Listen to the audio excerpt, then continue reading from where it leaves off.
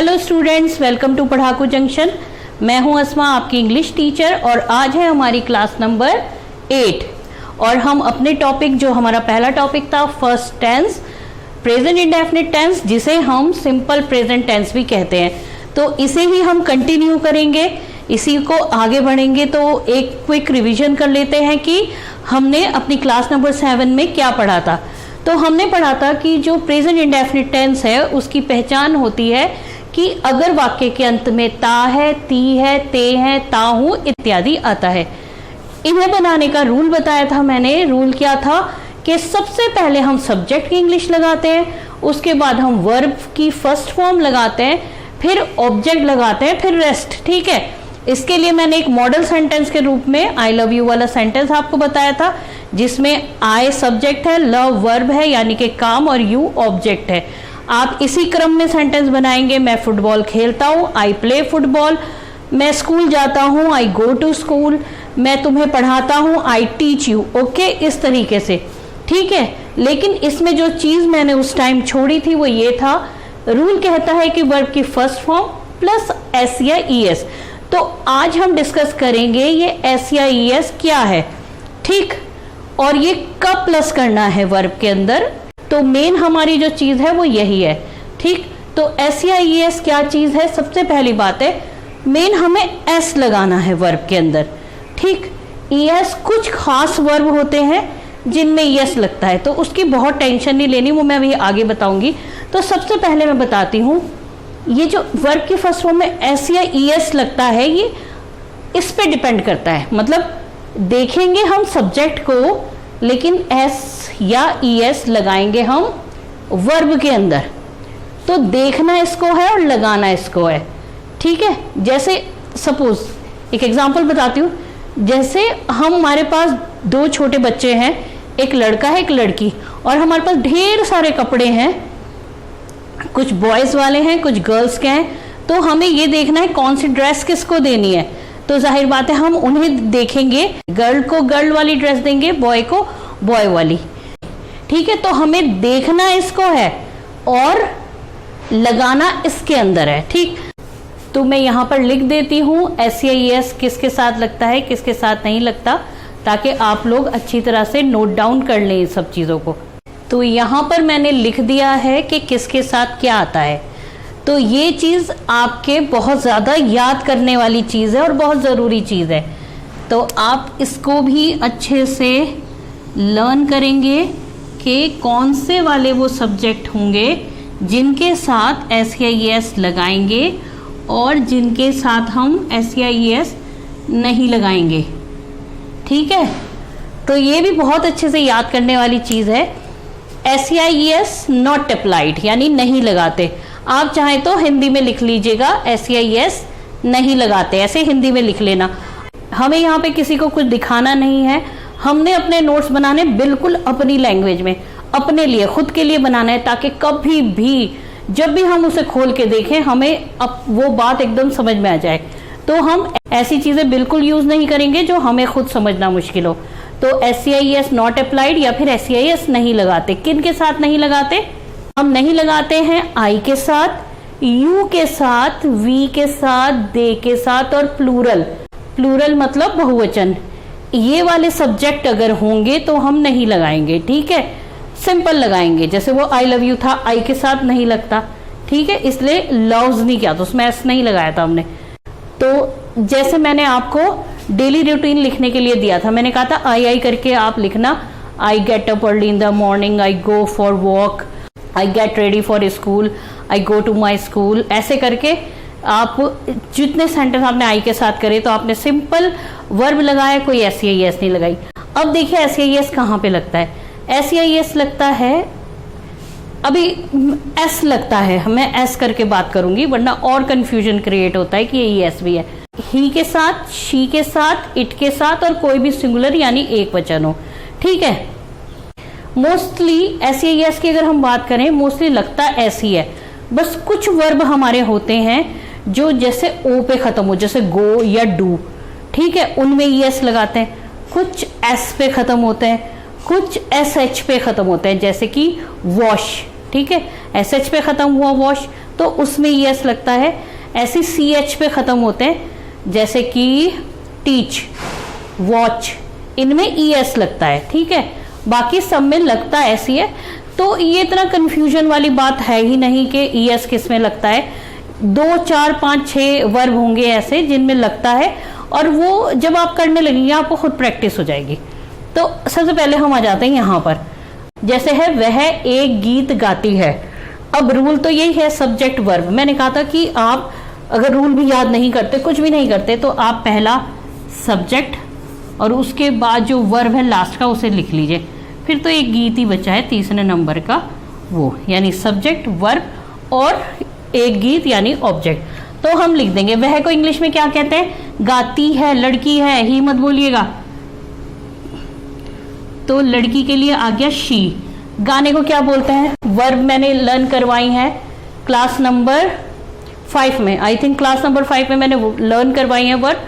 Description में दे दूंगी, आई button में दे दूंगी, देख लीजिएगा। कुछ कॉमन वर्ब है, वर्ब अतः है, बहुत सारी वर्ब है, लेकिन वो थोड़ी सी मैंने कॉमन सी वर्ब लर्न करवाई थी ताकि जब हम ये सेंटेंस करें तब हमें दिक्कत ना आए। तो गाने को कहते हैं sing, first form SING, sing, she sing, और फिर एक गीत अ सॉन्ग, ठीक है। हमने रूल के अकॉर्डिंग सेंटेंस बना दिया, शी सिंग अ सॉन्ग, लेकिन ये सेंटेंस हमारा बिल्कुल गलत बना है। ग्रामेटिकल तौर पे अगर देखा जाए ये रॉन्ग सेंटेंस हो गया।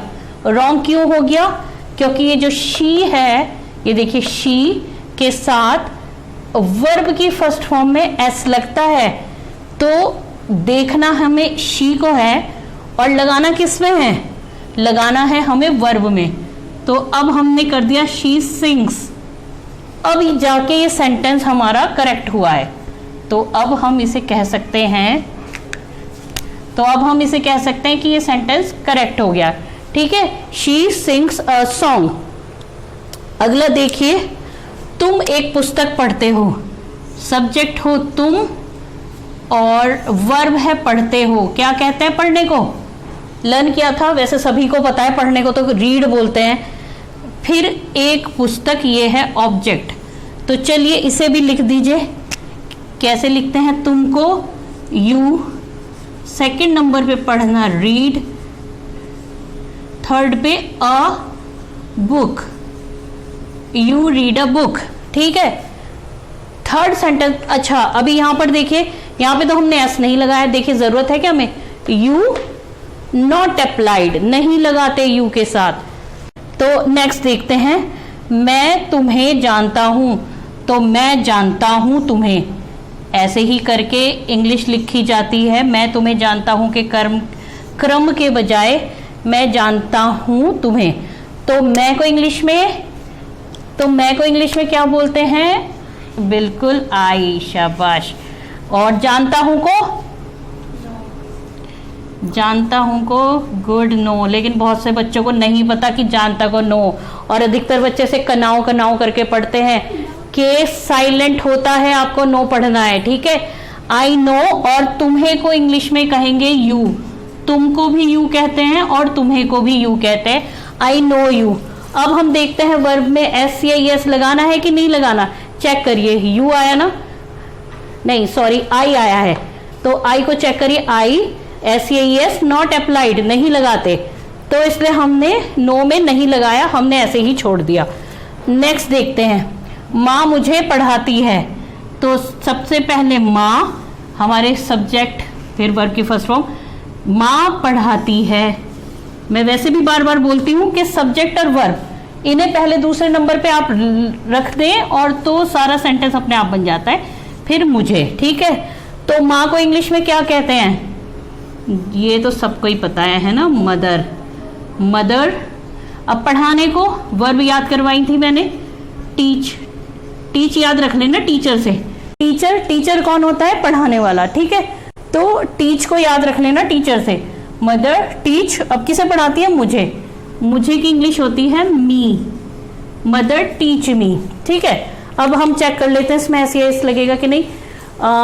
ये यहाँ पे ही नहीं है, शी नहीं है, इट नहीं है, सिंगुलर, सिंगुलर है, ठीक है। माँ क्या है, सिंगुलर है, तो सिंगुलर के साथ क्या करते हैं, एस या ईएस लगाते हैं, ठीक है। तो हमें यहाँ पे एस लगाना है। लेकिन मैंने क्या बोला था कि कुछ वर्ब हैं जो सीएच पे एंड होते हैं, बहुत ज्यादा कुछ तो हैं भी नहीं, वो मेरी नजर से भी बहुत कम ही गुजरे ऐसे। तो मेरे ख्याल से मेन ये टीच तो है ही जो आ जाता है, तो इसलिए हम यहाँ पर ईएस लगाएंगे। जो मैं एक्स्ट्रा क्लास लेके आती हूँ, उसे एक्स्ट्रा क्लास में मैं एक दिन ये चीज आपको बता दूंगी। हम लास्ट वाला अपने एग्जाम्पल करते हैं। रवि बाजार जाता है, ठीक है। तो कौन सा क्रम है, इसे फट बना लो अपने वो वाले क्रम में जिस क्रम में हम इंग्लिश बनाते हैं। रवि जाता है बाजार, ठीक, रवि जाता है बाजार। तो रवि को क्या कहेंगे, रवि। स्पेलिंग्स भी लिखने आए, साउंड पकड़ना सीख लीजिए, रवि, ठीक, व की साउंड वी से आती है, आई, रवि। अब जाने को क्या कहते हैं, गो। और मैंने बताया था कि अगर दिशा दे रखी हो कि कहाँ को जा रहा है, स्कूल जा रहा, बाजार जा रहा, तो आप टू लगा दीजिए। मतलब अगर बता रखा है कहीं जा रहे, go to school, Ravi go to school, तो रवि गो टू स्कूल। ये अभी भी रॉन्ग है। कैसे रॉन्ग है तो हमें चेक करना पड़ेगा। रवि क्या है, ही नहीं है, शी नहीं है, इट नहीं है, आई यू वी दे प्लूरल नहीं है, सिंगुलर है। सिंगुलर के साथ क्या करते हैं, एस लगाते हैं। और क्योंकि ये भी ओ है तो खाली एस नहीं लगेगा, ओ पे खत्म होने वाला वर्ब ईएस लगेगा। तो रवि गोस टू स्कूल, ठीक है। तो आज की क्लास के अंदर क्या है कि आपको ये बहुत इंपॉर्टेंट है इसे याद करना, किसमें एस या एस लगाते हैं, किसमें नहीं लगाते। एक क्विक रिवीजन करवा देती हूँ दोबारा से इस चीज का। एक एग्जांपल लेते हैं, मतलब एक ही सेंटेंस लेते हैं और उसके हम सब्जेक्ट चेंज करते रहते हैं। जैसे मैं लेती हूं कि मैं एक कविता पढ़ती हूं, ठीक है, तो आई रीड ए पोएम, ठीक, आई रीड ए पोएम। अब तुम एक कविता पढ़ते हो, यू रीड ए पोएम, क्योंकि एस नहीं लगता, हम सिंपल रीड बोल रहे हैं। हम एक कविता पढ़ते हैं, वी रीड ए पोएम, वे एक कविता पढ़ते हैं, दे रीड ए पोएम। अब प्लूरल, कोई भी प्लूरल ले लो। सपोज लड़के कविता पढ़ते हैं तो the boys read a poem, ठीक, रीड ही बोला हमने, एस नहीं लगाया। अब ही रीड अ पोएम तो गलत हो जाएगा, हमें एस लगाना पड़ेगा। He reads a poem, she reads a poem. It हम या तो उसके लिए यूज करते हैं जिसका हमें जेंडर नहीं पता, जानवरों वगैरह के लिए या नॉन लिविंग थिंग के लिए, ठीक है। यूज ऑफ इट भी किसी दिन मैं आपको पढ़ा दूंगी। सिंगुलर, कोई भी सिंगुलर ले लो, तो my younger sister reads a poem, singular है मेरी बहन, तो एस लगेगा, ठीक है। रैंडम बोलती हूं मैं, जैसे कि सरिता स्कूल जाती है, सरिता गो टू स्कूल या गोस टू स्कूल। सरिता क्या है, सिंगुलर है, सिंगुलर के साथ क्या होता है, लगता है एस, तो सरिता गोस टू स्कूल।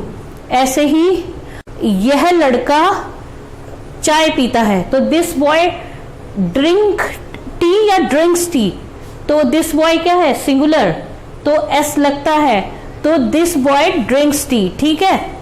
तो ऐसे करके ये खूब अच्छे से रट लीजिए।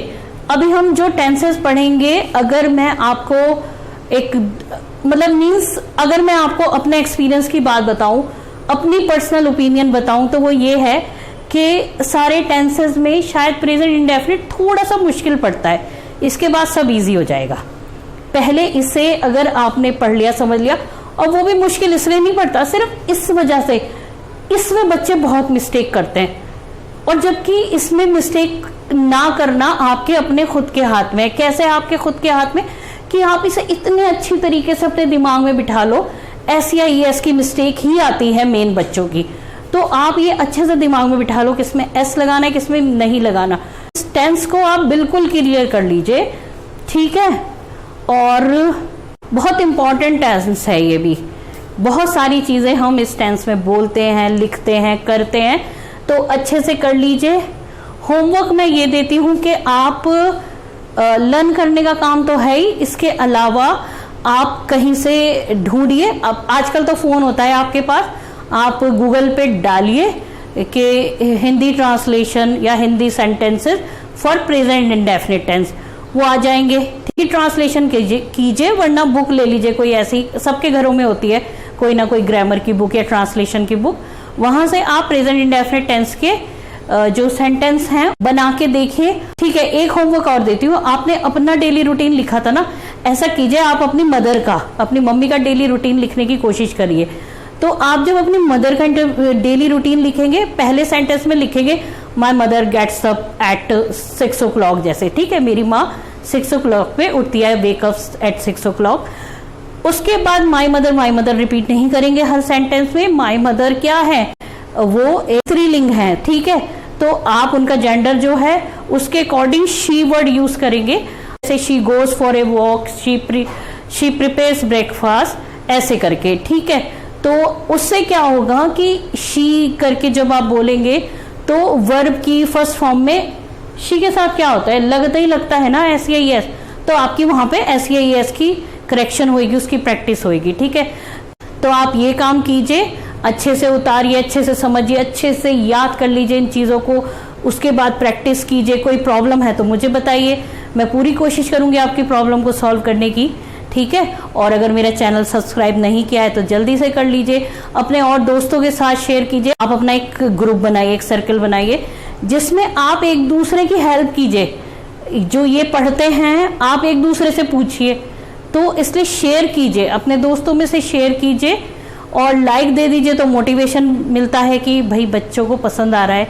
ठीक, कमेंट कर दीजिए, चाहे एक इमोजी डाल दीजिए कमेंट में, उससे लगता है कि हाँ आप देखते हैं। ठीक है, बाकी हम प्रेजेंट इंडेफिनिट टेंस को ही अगली क्लास में भी कंटिन्यू करेंगे। तो उम्मीद करती हूँ आज की क्लास आपको समझ में आई होगी। हम मिलेंगे नेक्स्ट क्लास में, तब तक के लिए बाय बाय।